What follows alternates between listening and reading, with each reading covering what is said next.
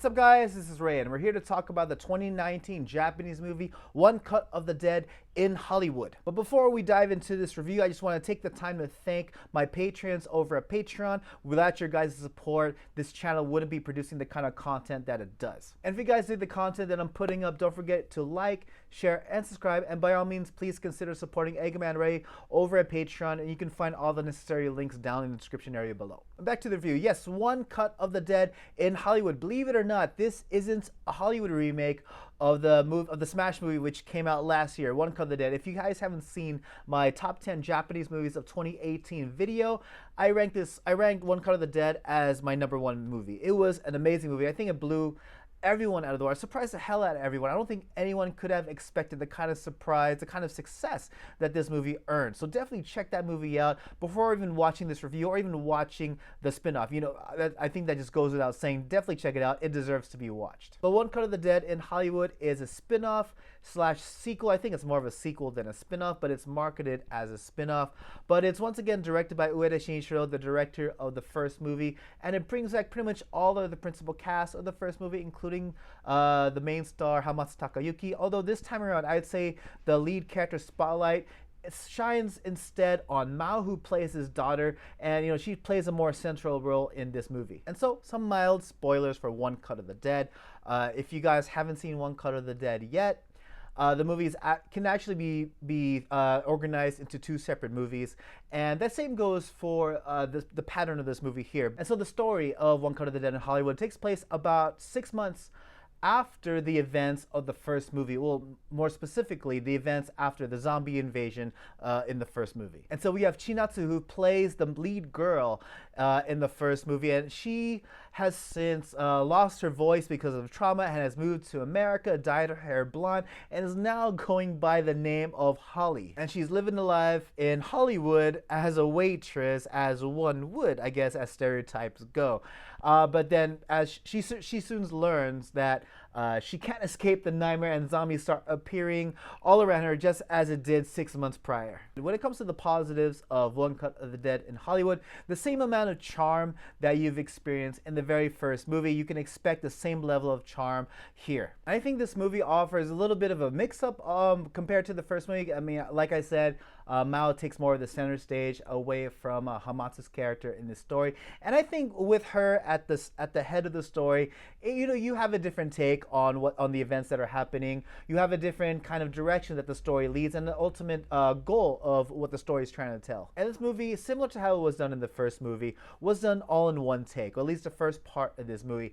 And I haven't decided which movie I like better between this one or the first one, because I mean, they were both fantastic. I mean, the fact that they can pull everything off in just one take, or at least edit it so well that it looks like one take, it's just fantastic nonetheless. But something I like what they did in this movie, when you first see it, you know, you're meant to believe that this movie takes place in Hollywood, so it's kind of funny when you see a bunch of Japanese people all putting on blonde wigs and whatnot. They all have the same color blonde wigs, and at first you're like, what's going on here? And then you get to the second part of the movie, and you're like, oh, of course, you know.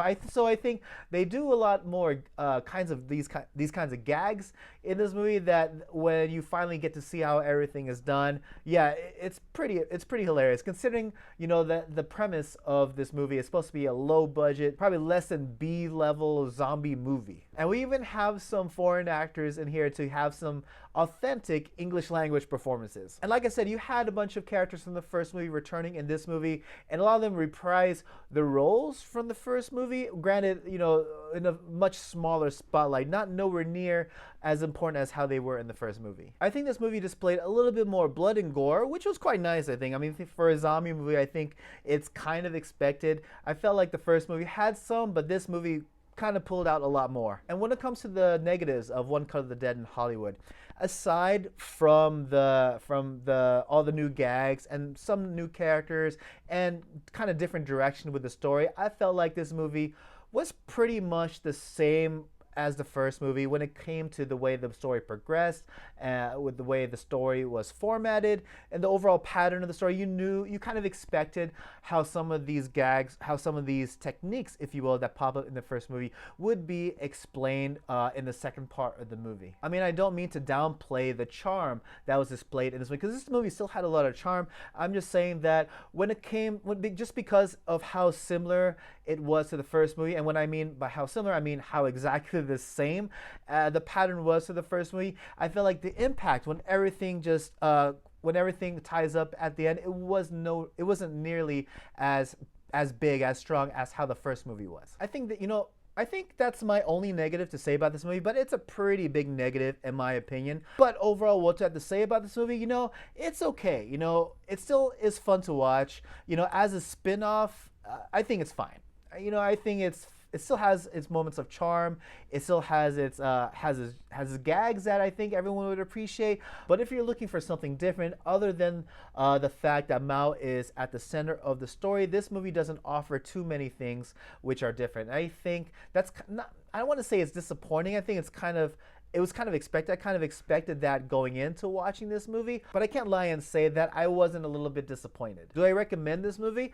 Yeah, if you're a fan of the first movie, I think there's no wrong in watching this movie, because I think there's a lot to enjoy. But like I said, if you're looking for something new and something fresh, this movie will have little to none. Anyways, yes, those are my thoughts on One Cut of the Dead in Hollywood. And if you guys are asking how I watched this movie, I rented it on DVD. I believe this movie was available through some streaming service here in Japan. It wasn't released in the movie theaters, at least not to my knowledge, although I do recall there being maybe like one theater in Tokyo that was screening this movie. But I was able to watch it on DVD via rental, so if you guys are asking me how I watch it, that's how. Anyways, yes, please let me know what you think in the comment section below. Don't forget to like, share, and subscribe, and I'll see you all again in the next video. Take it easy.